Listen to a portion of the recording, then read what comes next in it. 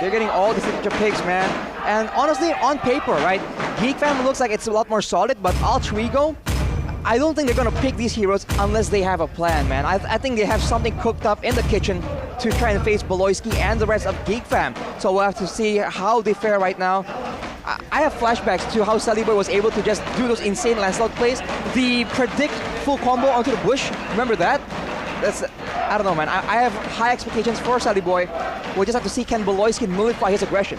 Because to be honest, from their composition, I think that's what a lot of pressure is onto Sally Boy himself, because if you take a look at both Geek Fam and Alter Ego Esports, Alter Ego, they have no chance in a 5v5 team fight. I mean, with all the members that they use, it's better for Geek Fam in that late game to mid situation, but it can also be managed in that early game with the Fanny. So this is a really good lineup coming in from Geek Fam. Well, we'll just have to see. Ladies and gentlemen, we're jumping straight into game number 1 in the land of Dawn.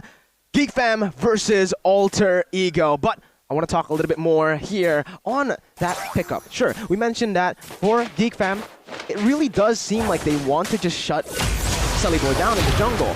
The thing is, I think Alter Ego knows that, and I think that's why they picked this Lancelot on Sally Boy. They picked up a very high mobility hero in that jungle to provide more space as a distraction for Nino to farm and win that lane. Meanwhile here on the top side, Leo Murphy jumping in with the Jikundo, finding Beloyski, and that Leo Murphy aggression already shining. Han comes in with the cable, dealing out some damage onto Leo Murphy. Udil still able to dish out some damage. Leo canceling. I think there's a chance that some outplays can happen. Although Kadera is on the sprint, so it's not the inspire that some players ought to go for. Hans jumping in, doesn't have the cutthroat yet. Leo Murphy already dashing out with the flicker as well. Chadera with a sprint, chasing him down, but it is going to be Sally Boy who uses that Thorn Rose to dodge away from the Iron Hook. He goes back in with a puncture, no flicker on Beloyski. Nino collapses with Udil, and that's first blood presented to you by the Samsung Galaxy A series. They're not stopping there though. Chadera has no flicker, has no sprint. Nino with Sally Boy picks up another, and it's a 2-0 start for Alter Ego. As of right now, it does seem like Geek Fam is being punished for how aggressively they like to play in that early game, like we saw in yesterday's game. But now I think Alter Ego Esports has had a read on that, and they're able to respond it accordingly as well. Yesterday was Geek Fam usually with the first blood, but now Alter Ego Esports, they're actually re-punishing Geek Fam for it. I mean, you want to match Alter Ego in early game gameplay? Alter Ego is infamous for trying to pull off those crazy plays, and we just saw that, right? Leo Murphy was very low, and he was barely able to escape, and that just baits members of Geek Fam into the side of Alter Ego, and now they have pressure by the turtle. They will secure that, and then look to continue pressuring.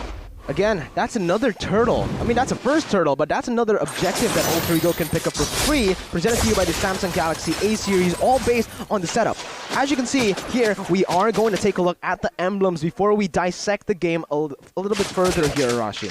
Well, always notable, but Sunny Boy has that lettuce emblem, the Demon Slayer, whereas for Hans, he opts for a more aggressive option. So he does want to make sure that he gets an edge in those early game fights, and picking up early game fights, that it will be a pickup for Hans. Way too aggressive. This is where Sally Boy and Alter Ego, characteristically, they have made these kind of mistakes before in the past, where you get too comfortable with a slight gold lead and they throw it in the 4th, 5th minute of the game. Alter Ego are really good at setting up, but sometimes they get very overzealous.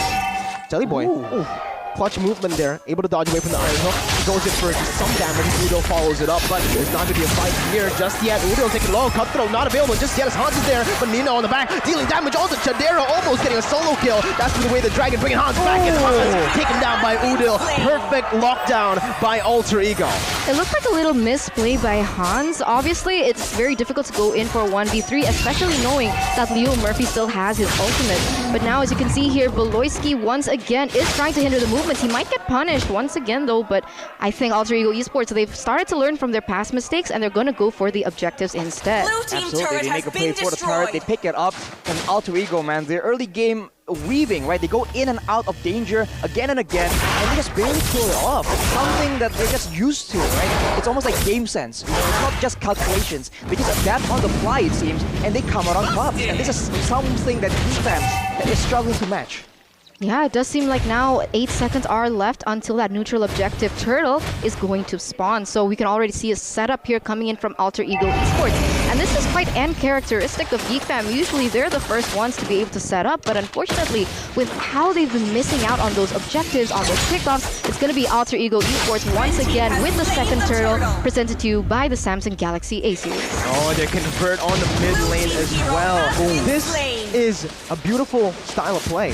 They know, Alter Ego, that they have a Beatrix, a hero that can take down turrets and neutral objectives so fast with the Wesker, and they utilize it to its utmost potential. As a Beatrix player myself, I don't usually do this, but when I'm in a 5-man team, full communication, that's what you need to do. Even in the jungle, Celibo is actually able to out-clear and out-farm Hans. But we also have a fun fact, speaking of Hans there, fun fact by Grab, Arashi. Yeah, the fun fact by Grab was the fact that every time that Geek Fam and Alter Ego has met in the past, they were never able to win a single game against Alter Ego Esports. So this is going to be something of a challenge for Geek Fam, and especially on Beloyski, especially because he is a new member. But talking about Beloyski here, he does seem like he's trying his best to defend Hans here. Absolutely, man. Hans needs a lot of support right now. He is falling up behind just slightly, but Celiboy, with any kind of small edge, he will just take that and actually use it against you really efficiently. He is 2 levels ahead, and he is not letting up, man. With the help of Leo Murphy and Udil, with the pressure they have in the lane, they go for the purple buff again. Notice how they're always grouping up. Beloyski is gonna get kicked back to his team there, as that's gonna be Celiboy who picks up the purple buff. Just nothing going in the right way for Geek Fam. Alter Ego, 2 steps ahead of every single movement that Geek Fam has on the map. And even here, they go for a dive on the Chidera. Shielding not connecting just yet, but it's all just the zone to set up the turret hit. Meanwhile, Hans jumping in with Abel's Deal World Regulation, locking him down, but it's gonna be Udil there, ready to just heal for his team. Hans though taken down, he's just waiting for Nino. Celiboy jumps in, dive onto that back line. Luke with a vengeance is able to survive for a little bit longer, but Udil comes into play. Pi taking low, dashing with Thorn Rose, and Udil still kicking up the kill. Safety for Pi as he gets out with 1 HP. Yeah, 2-for-1 trade here for the side of Alter Ego Esports as they were forced to lose Nino in that process. So what we can see and analyze from Alter Ego Esports right now is the fact that they've started to read on what made Geek Fam so strong yesterday. They understand that a lot of their movements center around Beloyski, and without Beloyski in the fray of it all, Geek Fam starts to lose their purpose, and it's very difficult for them to actually win a team fight or even a skirmish at this stage. And if you look at the members of Alter Ego, right? Every single hero they have is absolutely mobile. So if anyone gets hooked by Beloyski, everyone is right there to just jump in with you and then bring the fight towards the team of Geek Fam. So they don't have the same kind of pick-up potential that Geek Fam has against Araku yesterday, as Celiboy with the Thorn Rose just dodges away from the Iron Hook. That is why it's so difficult for Beloyski right now. The outplay potential from the members of Alter Ego is a bit too much for him to deal with alone. Oh man, that reaction time, it was definitely dual action. He's probably on using the new axe effect, upgraded dual action, Dio body spray. The better you smell, the better you play. Meanwhile, down below, Nino taking the turret. That's the thing though. I mean, they're putting so much emphasis on Beloyski right now. They're starting to forget about Kadera. Kadera also needs to be punished because we saw yesterday, if you leave Kadera alone, he is going to be able to at least level out that farming against the opposing gold laner and therefore have such a huge impact. And that's scary, especially that he's on a hero like Iritel, who once she gets her power spikes, she can dismantle an entire 5-team member. Exactly, but that will depend if Alter Ego can't catch Kadera in those late game fights, and so far it seems like Alter Ego will have no issue at all. Kadera right now is only it's 2 levels behind Nino actually, so it's still all according to plan. Looking at the items for these 2 laners as well, Nino is completely ahead with the 3 kills. He has the Blood of Heptasies as well as the Blade of Despair, but whoa, there you go! Yeah, Beloyski finally connecting on that Iron Hook, bringing Pi back, but it is still a turret that goes down for Alter Ego. Notice though how Geek Fam are playing. Eterna, Arashi, this is a very different Geek Fam even here. While they are behind, while they haven't been able to find any good team fights, they're trading. Very different from last season where they usually just look for clashes all around to make a comeback into the game. They're playing it chill, they're turtling in their base, and they are minimalizing their losses. It's typical Han Season 10 because yesterday when he was using the Karina, he did the same thing. But the problem is when he was on the Karina, you can tell that the mobility isn't as high as like the Fanny.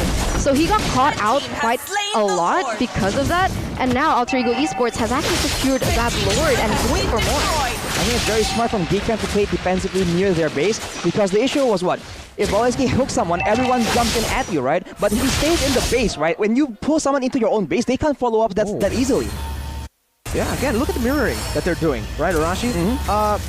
They give up the Lord. They give up 3 turtles, in fact. They've been giving up every single objective. And it's fine because they are looking for the trades. Yeah. Alter Ego and Geek Fam, wait, this crazy rotation by Beloyski might have worked out. He goes for the hook and he finds it. Man, Beloyski with the play, but Sunnyboy now trying to escape. That was the mirrored play. That's why you should just let these objectives go. Play for the other things on the map. And real world inflation into that mid lane to clear it out. Nino missing that render shot. Pi taken long, maybe taken down here. As that immobility will seal the deal. Elzura finding a kill, almost equalizing the scoreboard. But Beloyski, he's hungry for more. He wants more. He has the flicker in 3 seconds. He's gonna go for the hook, but he's gonna get kited back. Remember the way to try to play. Ultimately, Kudo bringing the Beerus Bastion all the way, and that's a triple kill from Nito, presented by the Samsung Galaxy A series.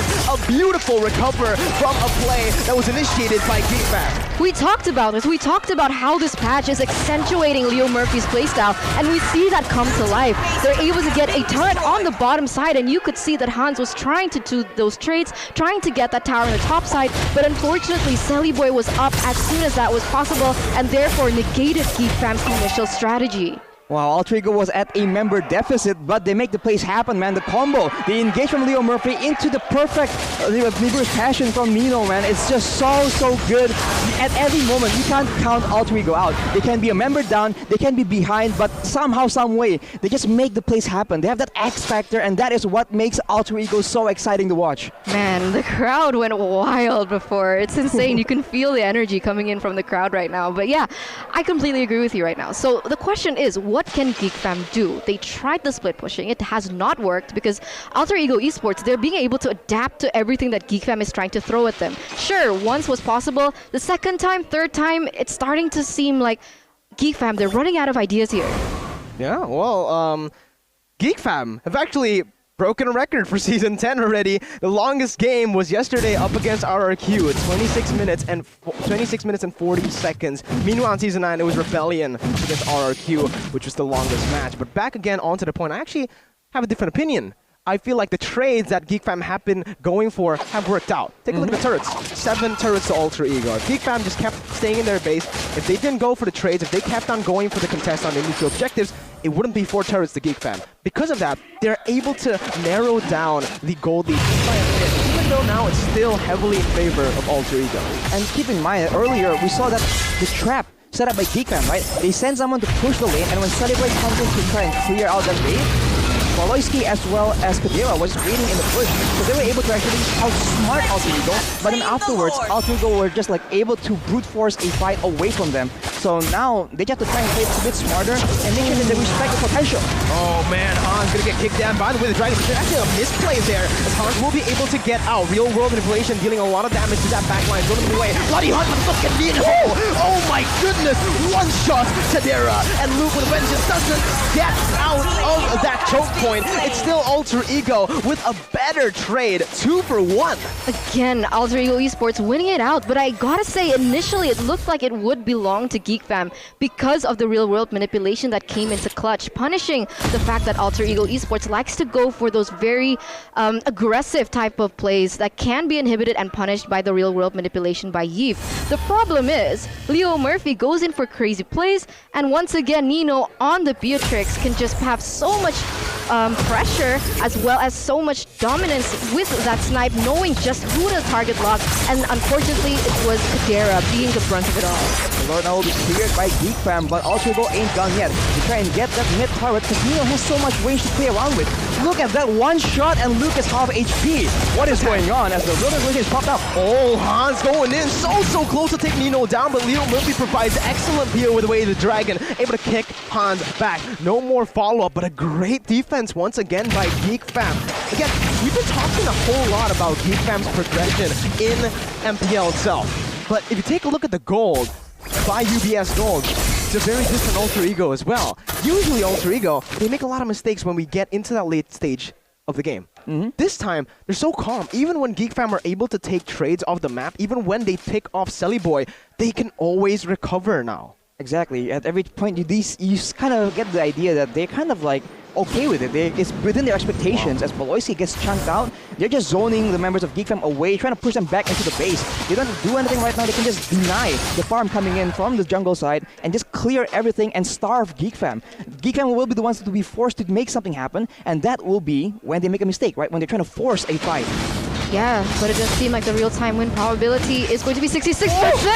Oh my god, Leo Murphy finds another way to drag it onto one member there. This was Beloisi who got hooked into the base. But look at this, Luke. Actually, he's going to be taken down there. Tadera is full HP with Elzura. There's a lot of damage output still from Geek Fam. A lot of high ground clear as well. Alter Ego with low HP, they need to be very careful. Silly Boy already diving into the back lines there with a Thorn Rose. But really care from Tadera, they'll be able to bring him back to safety.